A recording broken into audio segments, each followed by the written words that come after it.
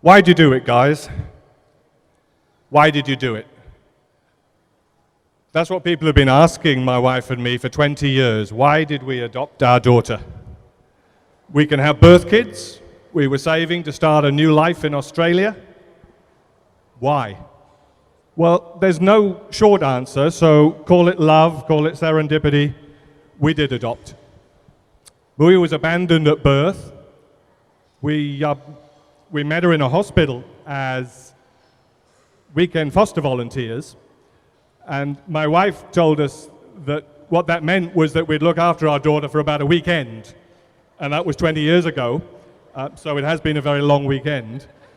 And when she was growing up, Mui had to face, and we had to face, a lot of quite shocking discrimination and abuse.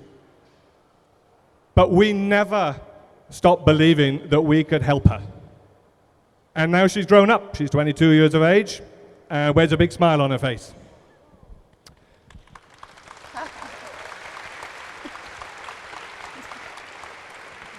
Really, she's no different from any of you. Only, of course, she is because she was born with a visible difference. And my wife, Tina, would like to tell you a tiny bit about that. And I'd also like to add before I go that without the incredible determination and resilience of my wife, we would never have become a family. So basically, it's all her fault. Okay, thanks. Hi, everybody. I'm going to talk a little bit about Mui's condition, which is called Harlequin Ichthyosis. It's a very rare genetic skin condition. And doctors, well, basically babies normally don't live very long. They die within the first years of their life. The skin grows 10 times faster than ordinary skin. It constantly splits open, so it's not a protection against infection. And when we met Mui, doctors told us very bluntly, she's not going to live very long. She's going to die within the first years. The oldest survivor in the world with Harlequin Ichthyosis is now 31 years old. Mui, aged 22, is the fourth oldest in the world. So we do not know what the future holds. And as you can imagine, it has been a 20-year roller coaster ride. And there are still many medical challenges day to day. And there have been lots of tears. Nevertheless, we never stopped believing that there would be a tomorrow. And the proof is sitting next to us here, our daughter Mui.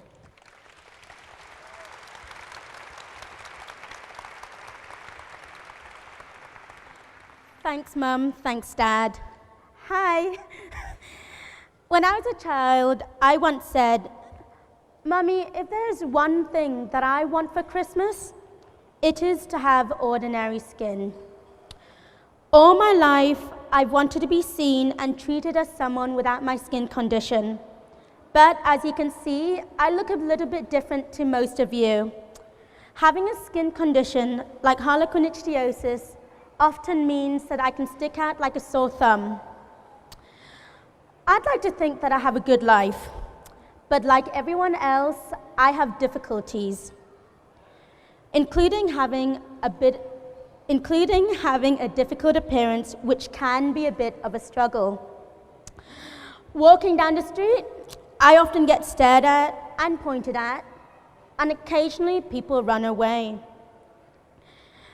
People can also scream and make ignorant comments. I have ears. I can hear this. In truth, when people see me for the first time, they're not often sure of how they should react because I don't fit into the usual norm. And it's easy to mistake curiosity with,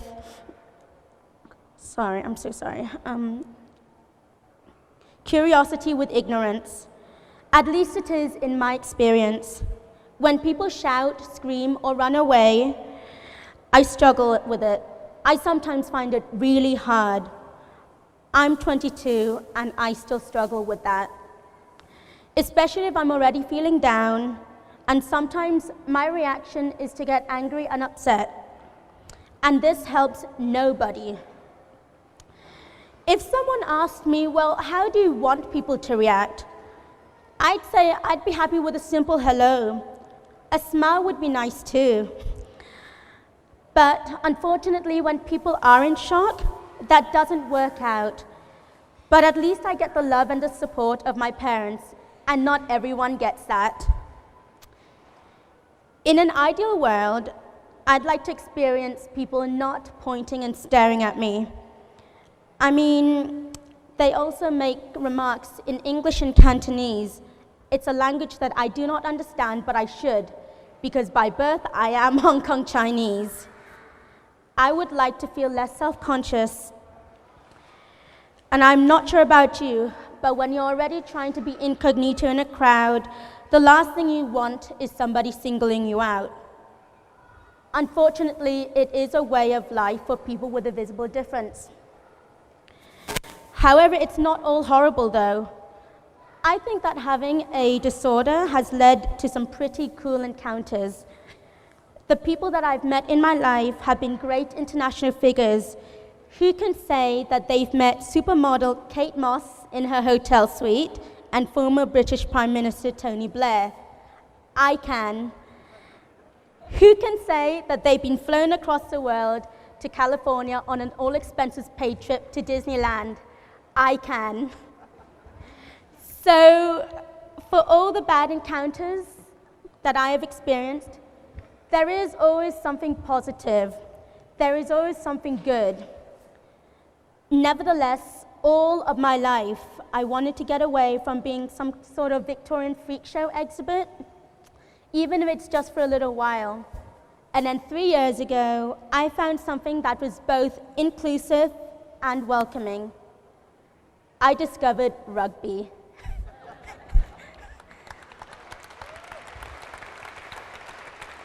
My dad loves rugby, and about 3 years ago, I decided that I wanted to play the game.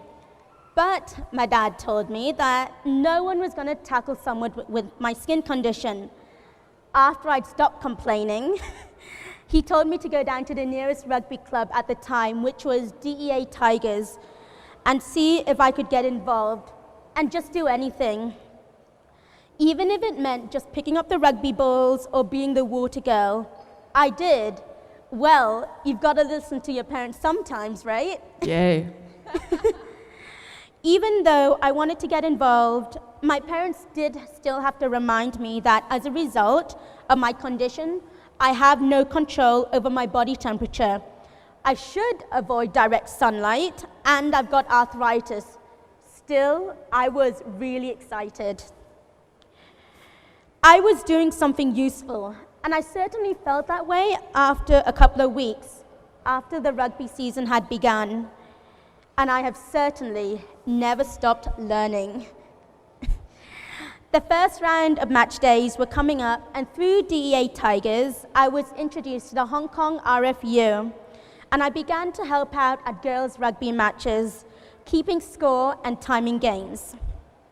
I really enjoyed my first season, but I wanted to do something more.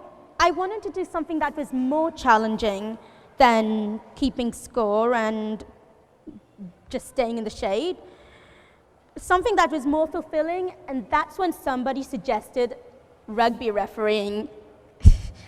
I was very unsure of this idea because at the time, I really didn't know very much about the rugby laws.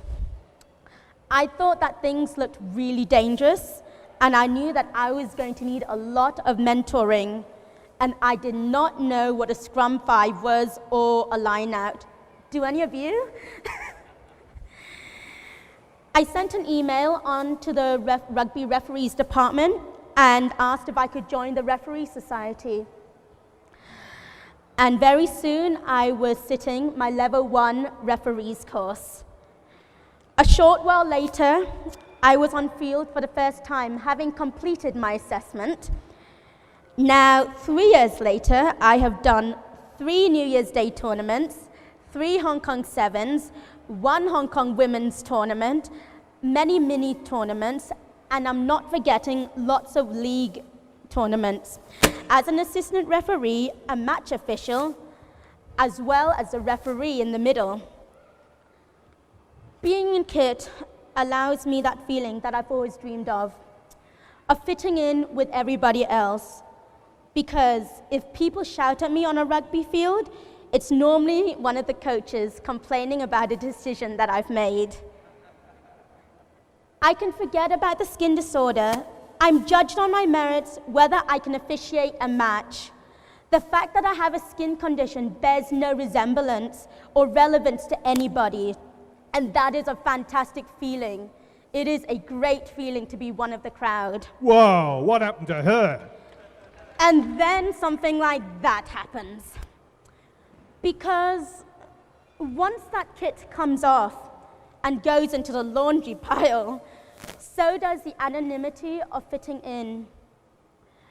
I no longer blend in, and once again, I stick out like a sore thumb. In school and even afterwards, people get bullied. Since the explosion of social media, there is a new kind of bullying. Maybe it's happened to you. It's called cyberbullying.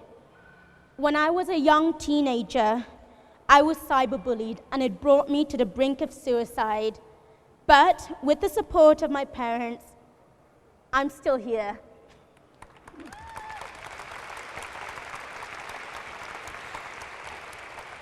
Being cyberbullied was a horrible experience. I was in shock. The idea of someone who wanted to do this to me put me into shock. I was at our home computer downstairs, and my parents were upstairs enjoying a coffee. I just yelled and I yelled for them, and I fell into my mother's arms. My dad had written what the person had written, and I had no idea why this was happening. The person sent me messages that only a close person would know. I will not repeat what the cyberbullies have said, but you can read what I had to read in our book once we found a publisher. But all I will say for now is that those comments really cut me to the bone. Ultimately, they made me want to commit suicide. Yes, I wanted to kill myself. Happy days. It took 10 months to find one bully's identity, and that is a long time to be going to school, knowing that anyone you meet could be the bully. Because research that my parents have done says that cyberbullies are very often people who are close to you. They know intimate details about you, and they can use that to blackmail you, as well as insult you. I had to go to school, and I had to walk through the corridors of my school, and I was suspicious of anybody if they were being nice to me. I always thought, well, were you the one sending me those messages? I lost a lot of trust in my classmates, and I retreated into myself. I thought that I was strong enough to deal with this, but anyone else could have seen that I was absolutely struggling, much to the extent that I began to deny that I had a skin condition. My grades dropped. I didn't trust anyone around me, not even my parents, the people who had raised me, and I cannot imagine how that made them feel, and I really wanted to end my life. I found out who the bully was. He was a friend in my school that I'd known since primary school. When I got home after finding out who the cyberbully was, I found my father in the study upstairs. I cried in his arms again, and I still could not believe that someone I knew could have done this. But my tears that day also included some relief, because I no longer had to worry about who was being nice and who was faking it. My mum came home later with the latest Harry Potter book for me, Harry Potter and the Order of the Phoenix. She always knows how to put a smile on my face. I am very lucky to have been adopted, and I hope that everyone gets to know the love and the support that a family and friends can offer you.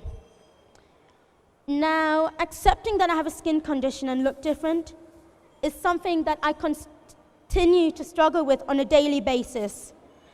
In my experience, you never stop learning because the feeling of wanting to fit in simply does not go away. You can let it affect you, or you can try to move on. And you can go out there and you can do what you want to do.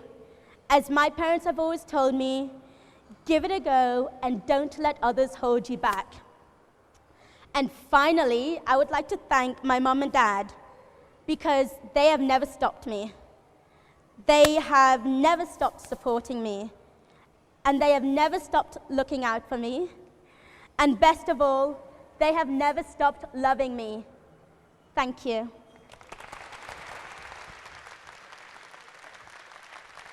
Thank you very much.